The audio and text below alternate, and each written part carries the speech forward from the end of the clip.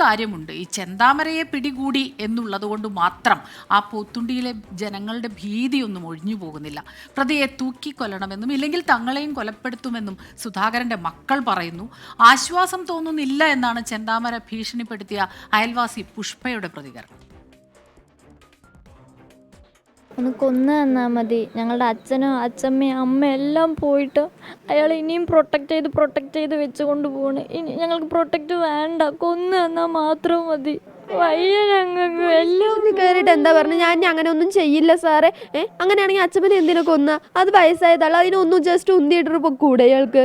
അയാൾ ഇങ്ങനെ വെട്ടിക്കൊണ്ട് തന്നെ ഇതാക്കുന്ന ജസ്റ്റ് ജീവനോടെങ്കിലും എൻ്റെ അച്ഛനെ വെച്ചുകൂടെ? ഭീതി ഒഴിയുന്നില്ല സുധാകരന്റെ ഈ 2 പെൺകുട്ടികൾക്ക്. കുടുംബത്തിലെ 3 പേരെ ഇല്ലാതാക്കിയ ചെന്താമരയെ തൂക്കിലേറ്റണമെന്ന് ഇവർ പറയുന്നു.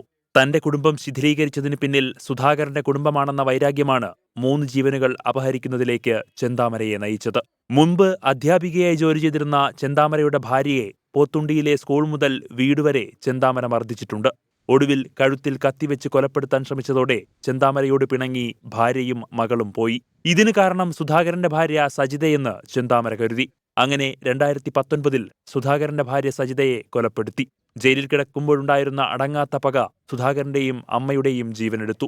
ചെന്താമര പിടിയിലായെങ്കിലും ഒട്ടും ആശ്വാസം തോന്നുന്നില്ലെന്ന് ചെന്താമര ഭീഷണിപ്പെടുത്തിയ അയൽവാസി പുഷ്പ 24നോട്. പേടിയുണ്ട് എനിക്ക്. നീ അയാളെ വരും, നീ ഇവര് ജാമ്യത്തിലെടുക്കും, നീയും വരും, നീ വന്നാൽ പറയും നിങ്ങൾ കോർട്ടിക്ക് പോയിക്കോളി, സുരക്ഷിത തരാൻ പറ്റില്ല, അയാൾക്ക് ഞങ്ങൾ കാലാകാല ജീവിതപര്യന്തം കൊടുക്കാൻ പാടില്ല എന്നൊക്കെ ഇവർ പറഞ്ഞാൽ തന്നെയാണ് ആ ചേച്ചി മരിച്ചപ്പോഴും.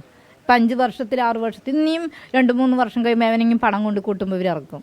അവർ ഗുണ്ട സംഘങ്ങൾക്ക് ഇറക്കുകയാണെന്ന് പറയുന്നു, ചിലവർ പറയുന്നു പാർട്ടി ഇടപെട്ടിട്ടാണെന്നൊക്കെ.